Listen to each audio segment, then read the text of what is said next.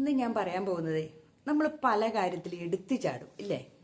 എടുത്തു ചാടി തീരുമാനങ്ങൾ എടുക്കുന്ന കുറേ സന്ദർഭങ്ങളുണ്ട് നമ്മുടെ ജീവിതത്തിൽ. അതിനകത്ത് ഒന്നാമത്തെ കാര്യമാണ് നമ്മുടെ മക്കളുടെയൊക്കെ വിദ്യാഭ്യാസം. നമ്മുടെ ആണേലും വിദ്യാഭ്യാസം ഇപ്പം എൻ്റെയൊക്കെ കഴിഞ്ഞു പോയി, ഇനിയിപ്പോൾ വരുന്ന മക്കളുടെയാണ്. അപ്പോൾ ഒരു വിദ്യാഭ്യാസ കാര്യത്തിൽ തീരുമാനമെടുക്കുന്ന മക്കളാണെങ്കിൽ പലവട്ടം ആലോചിച്ചിട്ട് എൻജിനീയർ, ഡോക്ടർ അത് മാത്രമല്ല വിദ്യാഭ്യാസം. അത് മോശമാണെന്നല്ല ഞാൻ പറയുന്നത്. നമുക്ക് പറ്റുന്ന എന്ന് വെച്ചിട്ടുണ്ടെങ്കിൽ നമുക്ക് ജോലി സാധ്യതയുള്ള നല്ല കോഴ്സുകൾ ഏതാണെന്ന് അന്വേഷിച്ചിട്ട് അത് സെലക്ട് ചെയ്യാൻ ശ്രമിക്കുക.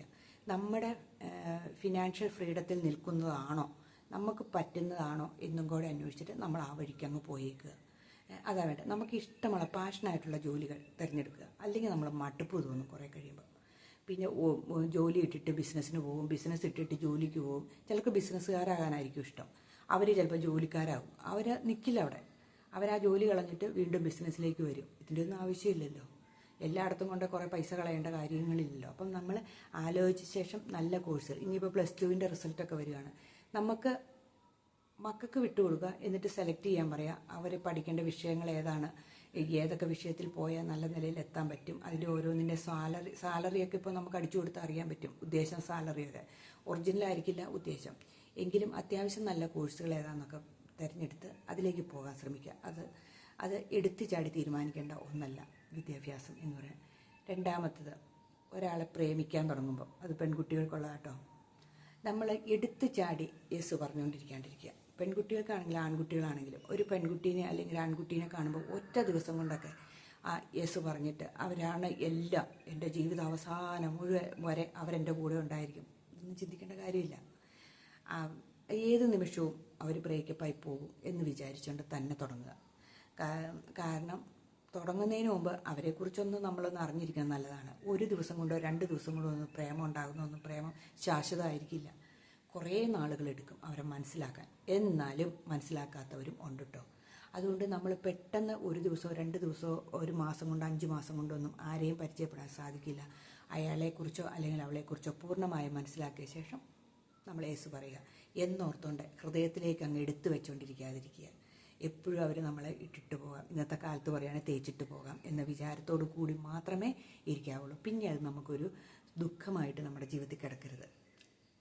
അവരെ ഇട്ടിട്ട് പോയി കഴിഞ്ഞിട്ട് പിന്നെ അത് ജീവിതകാലം മുഴുവൻ അവരിട്ടിട്ട് പോയി അങ്ങനെയുള്ള ചിന്ത കൊണ്ടിരിക്കാതിരിക്കുക. അതിനെ അങ്ങ് മറക്കാനുള്ള മനസ്സും കൂടെ നമ്മൾ ആ ഒപ്പം തന്നെ ഇട്ടിട്ട് പോയാലും എന്നെ ബാധിക്കില്ല എന്നുള്ള ചിന്ത നമ്മുടെ മനസ്സിൻ്റെ ഉള്ളിൽ ഉണ്ടായിരിക്കണം കേട്ടോ. കല്യാണം അറേഞ്ച്ഡ് ലവ് മാരേജ് ആണെങ്കിൽ പിന്നെ നമുക്ക് അറിയാലോ. അറേഞ്ച്ഡ് മാരേജ് ആണെങ്കിൽ ഒരാളെ വന്ന് പെണ്ണ് കണ്ടു, കുറേ ചായയൊക്കെ കുടിച്ചു, എന്നിട്ട് അവിടെ നിന്ന് പെണ്ണിനും ചെറുക്കനും എന്തെങ്കിലും സംസാരിക്കാനുണ്ടോ എന്നൊക്കെ ആരെങ്കിലുമൊക്കെ ചോദിക്കും. ഏതെങ്കിലും ഒരു തെക്ക് വശത്തോ വടക്ക് വശത്തോ മൂലയിൽ പോയി നിന്ന് ഒരു 2 മിനിറ്റോ 5 മിനിറ്റോ സംസാരിച്ചു എന്നോർത്തൊന്നും ഒരാളെ നമുക്ക് മനസ്സിലാക്കാൻ പറ്റില്ല. ചിലർ ആ സമയത്ത് ചോദിക്കുന്ന വാചകങ്ങൾ, ഞാനും ഇത് അനുഭവിച്ചതുകൊണ്ടറിയാം. ഏത് ഇയറാണ് SLC പാസ്സായത്, ഏത് ഇയറാണ് +2 പാസ്സായത്, അല്ലെങ്കിൽ ഏറ്റവും ഇഷ്ടമുള്ളത് എന്നാണ്, ഏത് കളറാണ് ഇഷ്ടം. ഇതൊക്കെയാണോ ജീവിതത്തിൽ വേണ്ടത്? ഈ +2 ആണോ നമ്മൾ പുഴുങ്ങി തിന്നുന്ന സാധനം? +2ഉം SLC ഒക്കെയാണോ നമ്മൾ പുഴുങ്ങി തിന്നുന്നത്? അതൊന്നും അല്ല ജീവിതം. ഈ 5 മിനിറ്റും കൊണ്ടൊന്നും ഒരു ആളെ മനസ്സിലാക്കാൻ പറ്റില്ല. നമ്മൾ അല്ലാണ്ട് എന്താ ചെറുക്കൻ ചോദിക്കണം, ഇന്ന് അടുത്ത് കണ്ട സിനിമ ഏതാ ഇപ്പം ചോദിക്കണതാ? അതൊന്നുമല്ല. നമുക്ക് ഒരാളെ കണ്ടു കഴിഞ്ഞിട്ട് അപ്പം തന്നെ യേസും പറഞ്ഞുകൊണ്ടിരിക്കാതെ കാരണവന്മാർ ചാടി പറയും, പെണ്ണിന് സമ്മതം, ചെറുക്കന് സമ്മതം എന്ന് പറയും. അവിടെ തന്നെ എടാ നിനക്ക് ഇഷ്ടപ്പെട്ടു, ഇഷ്ടപ്പെട്ടു, അതേ പറയുള്ളൂ. പക്ഷെ അയാളുടെ കാര്യങ്ങളെക്കുറിച്ചോ അയാളെക്കുറിച്ചോ അന്വേഷിക്കുക, നന്നായിട്ട് അന്വേഷിക്കുക. ഒരാളന്വേഷിച്ചാൽ മതിയെന്നേ, അല്ലാണ്ട് നാട്ടുകാരെ മുഴുവൻ അന്വേഷിപ്പിക്കാൻ ഏർപ്പെടുത്തേണ്ട കാര്യമൊന്നുമില്ല. നമ്മൾ ശരിക്കും അന്വേഷിക്കുക. പിന്നെ നമുക്ക് പറ്റിയതാണോ എന്ന് നോക്കിയ ശേഷം മാത്രമേ യേസും പറഞ്ഞുകൊണ്ടിരിക്കാവുള്ളൂ. അല്ലാണ്ട് ചാടി ഏതെങ്കിലും തെക്ക് വശത്ത് പോയിരുന്ന വെച്ച് SLCയുടെ കാര്യമോ 10ലെ കാര്യമൊക്കെ പറഞ്ഞിട്ട് ഇങ്ങ് വന്നിട്ട് യേസു പറഞ്ഞിട്ട് ഒരു കാര്യമില്ല കേട്ടോ. അതും നമ്മുടെ ജീവിതം പരാജയത്തിലേക്ക് കൊണ്ടെത്തിക്കുള്ളൂ. അങ്ങനെയുള്ള വിവാഹ ജീവിതം അന്ന് പറഞ്ഞില്ലല്ലോ, ഇന്ന് പറഞ്ഞില്ലല്ലോ, അങ്ങനെയാണ് ഒറ്റ നോട്ടത്തിൽ കണ്ടു ഇഷ്ടപ്പെട്ടു പിന്നെ ഇങ്ങനെയായിരുന്നു ഒന്നും പറഞ്ഞിട്ട് കാര്യമില്ല. അതൊക്കെ തുടങ്ങി വെക്കുന്നതിന് മുമ്പ് തന്നെ ആലോചിക്കുക. പിന്നെ നമ്മുടെ സാഹചര്യത്തിനൊപ്പമുള്ളവരായിരിക്കണം നമ്മുടെ കല്യാണം കഴിക്കുന്നത്. അല്ലാണ്ട് ഹൈ ലെവലിൽ പോയാലും താഴെ പോയാലും അതിനെ ഒഴിവാക്കിക്കുക. അറേഞ്ച്ഡ് മാരേജിൻ്റെ കാര്യം കേട്ടോ ഞാൻ പറഞ്ഞത്. നമ്മൾ ഹൈ ലെവലിലുള്ളവരെ പിടിക്കാൻ പോയാലും നമ്മളിപ്പോൾ പറയും നമ്മുടെ മക്കൾ രക്ഷപ്പെട്ടു, എൻ്റെ മോളെ ഇപ്പോൾ അങ്ങ് വലിയ വീട്ടിൽ കെട്ടിച്ചപ്പോൾ രക്ഷപ്പെടുമെന്ന് പറയും. ഇല്ല, നമ്മൾ ചിലപ്പോൾ നരകമായിരിക്കും അവിടെ കളിക്കുന്നത്. താഴെക്കടയിലുള്ള വീട്ടിലേക്കും നല്ല വീട്ടിലെ പെൺകുട്ടികളെ കെട്ടിച്ചിട്ടുണ്ട്. അതും ദുരിതമായിരിക്കും. ആ പെൺകുട്ടിയെ സഹിക്കാൻ പറ്റാത്ത അവസ്ഥയായിരിക്കും. നമുക്ക് തുല്യമുള്ള ഫാമിലി നമ്മൾ സെലക്ട് ചെയ്യുക. അത് പിന്നെയുള്ള കാര്യം എന്നാന്ന് വെച്ചിട്ടുണ്ടെങ്കിൽ, എറണാകുളത്ത് കിടക്കുന്ന പെൺകൊച്ചിനെ ഇടുക്കി ജില്ലയിലെ ഏതെങ്കിലും മലമൂട്ടി കിടക്കുന്ന ചെറുക്കൻ്റെ അടുത്തേക്ക് കെട്ടിച്ചു വിട്ടിട്ടുണ്ടെങ്കിൽ അവിടെയും ബുദ്ധിമുട്ടായിരിക്കും. വലിയ മോഡേണായിട്ട് നടക്കുന്ന ചെറുക്കന് ഒരു ഭാഷണവും ഇല്ലാത്ത പെൺകൊച്ചിനെ കെട്ടിച്ചു വിട്ടാലും പാടായിരിക്കും. അതിനറിയത്തില്ലായിരിക്കും. അവർ കാര്യം പറഞ്ഞ് അഡ്ജസ്റ്റ് ചെയ്യുമെന്നൊക്കെ പറയും. പക്ഷേ ജീവിതം മുഴുവൻ ഒരു നരകമായിട്ട് ആ ചെറുക്കൻ പിന്നെ വല്ലവരും വായി നോക്കിയെന്നോ അല്ലെങ്കിൽ ആ പെണ്ണ് വല്ലവരും ഇതൊക്കെ കേട്ട് നമ്മൾ പിന്നെ അത് ദുരിതങ്ങളുടെ വരുത്തി വയ്ക്കുകയുള്ളൂ. അപ്പോൾ അങ്ങനെയുള്ള പരിപാടിക്ക് പോകാണ്ടിരിക്കുക. എടുത്തു ചാടി യേശു പറയുന്ന ആ സ്വഭാവം ഒന്ന് നിർത്തുക. ആലോചിച്ച് വീട്ടുകാരാലോചിച്ച് നല്ല രീതിയിൽ എന്നിട്ട് പറയാം എന്നൊക്കെ പറഞ്ഞു വിടുക. അല്ലാണ്ട് ചാടി പിടിച്ച് ആരെങ്കിലും ഒരു ജോലിക്കാരനോ അല്ലെങ്കിൽ എവിടെയെങ്കിലും എന്തെങ്കിലും ഭൂസ്വത്തുള്ളവനെ ഒക്കെ കാണുമ്പോൾ, പണ്ടൊക്കെ ആണെങ്കിൽ കുറേ സ്ഥലമുള്ളവനെ കാണുമ്പോഴത്തേനും യെസ് കാരണവന്മാരങ്ങ് യെസ് പറഞ്ഞേക്കും, പെണ്ണിനോട് ചോദിക്കുകയില്ല. എത്രയോ കല്യാണങ്ങൾ ഇങ്ങനെ പെൺകുട്ടീനെ കാണാതെ തന്നെ നടത്തിയ ഗൾഫിലും ഒക്കെ ഉള്ള ചെറുക്കന്മാർ പെണ്ണിനെ കാണില്ല, കല്യാണത്തിൻ്റെ അന്ന് കാണുന്നുണ്ട്. ഒന്നോർത്ത് നോക്കി, എന്തൊരു വിരോധാഭാസം എന്നോർത്ത് നോക്കി. എത്ര വർഷം അവർ ജീവിതകാലം മുഴുവൻ ഒന്നിച്ച് താമസിക്കേണ്ടവരാണ്. അവർക്ക് അതിനെക്കുറിച്ച് യാതൊരു ഗ്രാഹ്യവും ഇല്ലാതിരിക്കുന്നത്. അപ്പം അങ്ങനെയുള്ള കല്യാണങ്ങളും ഒരു പരിധി വരെ എന്നു പറഞ്ഞാൽ വേണ്ടാന്ന് വയ്ക്കുന്നതായിരിക്കും നല്ലത്. ആലോചിച്ച് നല്ല പരിചയപ്പെട്ട ശേഷം ഒരു 6 മാസമെങ്കിലും എടുത്ത ശേഷം. എന്നാലും നമുക്ക് മനസ്സിലാകത്തില്ല. 25 വർഷം താമസിച്ചാലും 50 വർഷം താമസിച്ചാലും സ്വഭാവം അറിയാൻ മേലാത്തവരുണ്ട്. അപ്പോൾ പിന്നെ അതിലൊന്നും വലിയ കഥയൊന്നുമില്ല. അപ്പം അതങ്ങനെ. പിന്നെ അടുത്തതാണ് നമ്മൾ എന്നാ പറയണേ, ഈ എന്തെങ്കിലും ഒരു സാധനങ്ങളൊക്കെ മേടിക്കാൻ കടയിൽ ചെല്ലുമ്പോഴേ നമ്മൾ ഇഷ്ടമാണെന്ന് പറഞ്ഞ് ചാടി ഒരു ഡ്രസ്സ് എടുക്കുക, അല്ലെങ്കിൽ ഏതെങ്കിലും സാധനമൊക്കെ നമ്മൾ ഒറ്റയടിക്ക് പല ഉപകരണങ്ങളും ഒക്കെ നമ്മൾ മേടിക്കും ആവശ്യമില്ലാതെ. പിന്നെ നമ്മുടെ വീട്ടിലത് വേസ്റ്റായിട്ടിരിക്കും. അപ്പം നമ്മൾ 2 വട്ടവും കൂടെ ആവശ്യമുണ്ടോ ആവശ്യമില്ലയോ അത്യാവശ്യമാണോ എന്നിങ്ങനെയൊക്കെ ചിന്തിക്കുക. എന്തോരം വീട്ടിൽ എന്തെല്ലാം സൈസ് ഉപകരണങ്ങളിലും ഓവൻ, ഈ ബ്രെഡ് റോസ്റ്റ് ചെയ്യുന്ന സാധനങ്ങൾ, പിന്നെ ജ്യൂസറുകൾ, ഗ്രൈൻഡറുകൾ. അവർ മിക്സിയിലായിരിക്കും മിക്കവാറും അടിക്കുന്നത് എന്തെങ്കിലും സാധനം. അപ്പോൾ ഇങ്ങനെയുള്ള ഒത്തിരി സാധനങ്ങൾ ആർഭാടത്തിന് മേടിച്ചു വയ്ക്കും. എന്ത് പൈസ അതിന് കളയുന്നത്? ഇവിടെ ഇരിപ്പുണ്ട് ഓവനും ഈ ജ്യൂസറും ഒക്കെ. ഞാൻ കണ്ടിട്ടില്ല, ഞാൻ മിക്സിക്കകത്തിട്ട് ജ്യൂസ് അടിക്കുന്നതൊക്കെ. അപ്പം നമുക്ക് ആവശ്യമുണ്ടോ ഇല്ലയോ എന്നൊന്ന് ആലോചിച്ച ശേഷം നമ്മൾ ആ പൈസയും കൂടെ നമുക്ക് സേവ് ചെയ്യാൻ ശ്രമിക്കുക. അപ്പം അങ്ങനെയുള്ള സാധനങ്ങളുടെ ഒന്നും ആവശ്യമുണ്ടെന്ന് എനിക്ക് തോന്നുന്നില്ല. നമുക്ക് ആവശ്യമുള്ള വസ്ത്രങ്ങളാണേലും ആവശ്യത്തിന് മേടിക്കുക.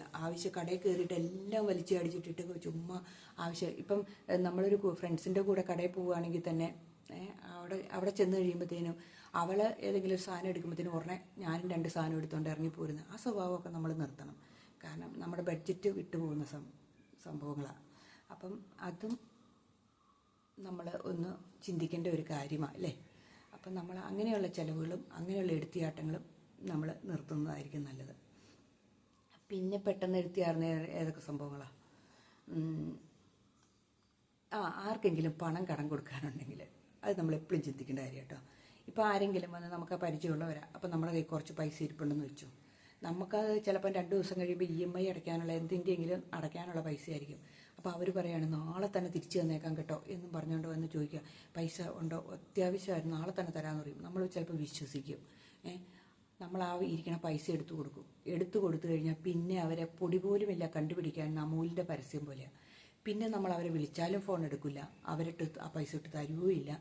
പിന്നെ കുറേ കാലം കഴിഞ്ഞിട്ടായിരിക്കും ചിലപ്പം അത് പൊടിയും തൊങ്ങലുമായിട്ട് നമുക്ക് തരുന്നത്. അതായത് 10,000 രൂപ മേടിച്ചുകൊണ്ട് പോയിട്ട് 2,000 1000 ഒക്കെ വെച്ച് തന്ന് തീർക്കുകയും ചെയ്യും. അപ്പം അങ്ങനത്തെ പരിപാടിക്ക് പോകാണ്ടിരിക്കുക. പിന്നെ ജാമ്യം നിൽക്കണം. നമ്മൾ ഏതെങ്കിലും ഉദ്യോഗസ്ഥന്മാർക്കോ അല്ലെങ്കിൽ ഏതെങ്കിലും ആർക്കോ ചിട്ടി പിടിക്കാനോ അല്ലെങ്കിൽ ഇതിനാന്ന് പറഞ്ഞ് ജാമ്യം പിടിക്കും.